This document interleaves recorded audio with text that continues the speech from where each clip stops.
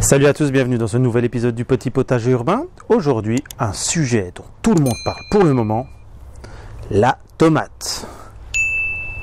Alors la tomate, c'est une culture que je fais évidemment chaque année. J'ai toujours fait dans une de mes serres là, qui fait 6 mètres carrés et j'ai reçu une autre serre qui fait 5 mètres carrés. Donc je vais pouvoir presque doubler ma production, ce qui est génial. Pour l'histoire de la tomate, il faut savoir que c'est un fruit et pas un légume. Mais ça vous le savez parce que vous êtes les meilleurs. Si on la met dans la catégorie des légumes, ce serait le deuxième légume le plus consommé au monde après la pomme de terre. Il faut savoir qu'il y a environ 4 tonnes de tomates récoltées toutes les secondes dans le monde. Et le premier producteur de tomates est la Chine avec 35 millions de tonnes par an. La tomate est un fruit très ancien qui a été découvert au Pérou et ramené en Europe par la suite et qui s'est répandu à travers le monde. Non mais tais-toi, tu vas finir par apprendre des trucs aux gens là si ça continue. Mais quoi, ça fait pas de mal un peu de connaissances? Ça y est, voilà, il se prend pour un scientifique. Non mais je rêve. Mais tout à fait mon cher, vous avez exactement raison. Oui, on dit tout. Savez-vous même que les tomates sont un fruit? Non, mais ça va pas la tête. Pour l'histoire de la tomate, tout commence au mois de février. Je vais semer les graines de tomates après avoir été acheter les variétés que j'ai envie de cultiver cette année. Je prends un petit bac, je mets du terreau spécial légumes, je les dépose une à une dans le petit bac, je remets un peu de terre, j'arrose bien, je mets ça à l'intérieur derrière une baie vitrée plein sud parce que j'ai pas de température assez chaude dans ma serre à cette période et je vais attendre à peu près une semaine voire 10 jours que les graines germent. Quand elles auront germé, je vais commencer à arroser un petit peu moins, donc toujours tenir la terre humide. Et là, je vais les laisser pousser pendant environ 2 à 3 semaines pour qu'elles aient environ 10-15 cm grand maximum.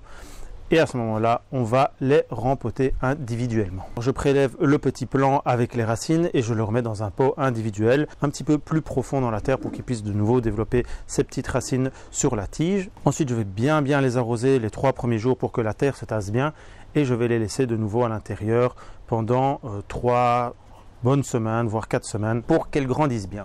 Là, on sera donc au mois d'avril. Donc, selon la température, j'attends souvent peut-être même fin avril, début mai pour les transférer en pleine terre dans la serre. Il faut éviter évidemment qu'il y ait des grosses gelées. On peut toujours les protéger, mais ça, c'est une autre histoire. Donc, si je pense qu'il ne va plus avoir de gelée, je les transplante dans ma serre. Pour cela, j'utilise un plantoir, du fumier en poudre et un jeune purin d'ortie, c'est-à-dire des orties qui macèrent dans l'eau depuis environ une semaine, 10 jours. Donc j'utiliserai à ce moment-là les feuilles à la plantation et le jus, le purin, je l'utiliserai plus tard pour arroser. Je creuse un trou, je mets une petite pincée de feuilles d'ortie, une pincée de fumier et je replante mon petit plant toujours un petit peu plus profond pour que la tige soit enterrée, ce qui va refaire des racines et rendre le plant plus robuste par la suite. Et voilà, après la transplantation en pleine terre, je vais arroser évidemment pendant les 3-4 premiers jours, tous les jours pour que la terre se tasse bien. Et puis je vais laisser tranquillement et à partir de ce moment-là, je n'arroserai plus qu'une seule fois par semaine pour ne pas leur donner trop d'eau parce que par la suite, les fruits pourraient en souffrir. Après 2 à 3 semaines, les plants vont être bien enracinés, ils vont commencer à pousser et là on va voir aussi les premiers gourmands apparaître. Donc les gourmands sont des petites tiges qui se forment à l'angle de la tige principale et d'une feuille.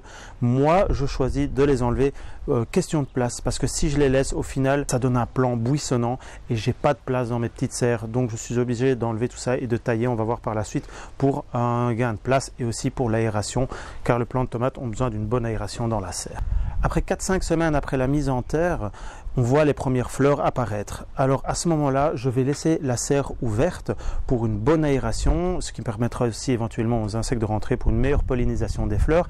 Et on voit que j'ai attaché mes plants de tomates car ils vont commencer à grandir et quand ils porteront les fruits, ce sera beaucoup plus lourd. Donc il faut soit les tutorer, soit les attacher avec des cordes. Ça dépend du système que vous avez dans votre serre. C'est quelque chose de très important. Après environ 8 semaines, les premiers fruits seront développés, on le voit bien. Et là, je vais vraiment tailler un peu plus mes plants. Donc je vais enlever les feuilles, toutes les feuilles du bas, ce qui permettra aussi à toutes les petites plantes que j'ai mis comme les laitues, le basilic et tout ça de pousser. Et toujours pour permettre une bonne aération de la serre. Et après 9 semaines, elles seront de plus en plus développées.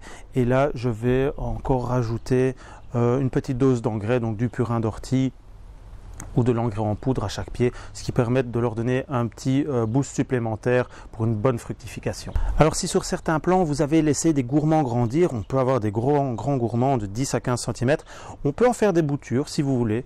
Si vous avez des trous dans votre potager, vous voulez mettre un petit plant de tomates, vous cueillez délicatement le gourmand, vous le mettez dans un petit récipient avec de l'eau et en 5-10 jours il va faire des racines. Alors là vous le mettez dans un pot ou directement en pleine terre. Évidemment ce sera un plant qui sera en retard par rapport à tous vos autres plants, mais ce n'est pas exclu que vous ayez quand même quelques fruits avant la fin de l'année. Voilà. Et après donc 10, 11, 12 semaines après la plantation, je continue à arroser une fois par semaine, je surveille, je taille, j'enlève les gourmands et environ à la 12e semaine après les plantations, pour ma part, je commence à avoir les premiers fruits mûrs. Donc ça, je les récolte au besoin. Hein. Je vais un peu tous les jours voir si on a récolté. Et on va laisser tranquillement les plants faire leur vie. À ce moment-là, on peut les laisser pousser un peu plus si on veut, qu'ils rebouissonnent un peu sur le dessus. Ils vont refaire d'autres fleurs, d'autres fruits. Ça dépend de tout un chacun. Moi aussi, je fais des variétés certes classiques. J'ai souvent la cœur de bœuf. Et alors, je fais des tomates belges, donc tomates de Namur, tomates de Huy, pour rester dans des tomates qui ont été cultivées dans la région. Après, il existe des milliers de variétés de tomates. On en a recensé, avec les anciennes variétés, on en a recensé plus de 12 000. Mais sur le marché, avec tous les pays qui existent, on peut en trouver un millier facilement de variétés différentes. Après, elles ne pousseront pas toutes selon les climats, les terres, etc. Mais ça, c'est vraiment à vous de voir. Donc moi, je reste dans des variétés classiques. Si l'été se passe bien, que vous en preniez soin, tout se passera bien. Mais ce qui peut arriver, s'il y a beaucoup d'humidité dans l'air, etc., c'est qu'il y a un champignon qui peut venir gâcher vos cultures, qui s'appelle, tout le monde le sait, le mildiou. Donc c'est un champignon qui s'attaque principalement aux tomates et aux pommes de terre.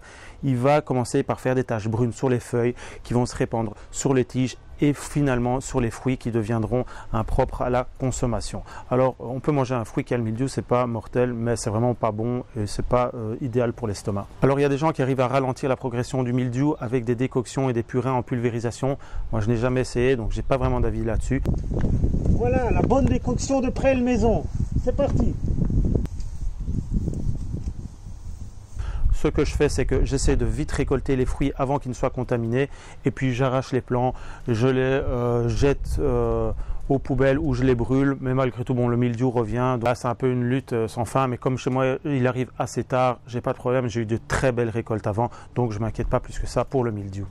Et voilà, donc les tomates, c'est pour moi une culture les plus faciles, surtout en serre, hein, il y a vraiment, à part arroser et un petit peu tailler de temps en temps, pas grand chose à faire. C'est hyper productif, toute la famille en est dingue, et alors en cuisine, je parle pas des milliers de plats qu'on peut faire avec. Sur ce, merci d'avoir regardé la vidéo, et je vous dis à bientôt, je vais aller déguster un petit plat de tomates. Merci. Oh non, finalement pas envie de tomates. La pastèque c'est mieux.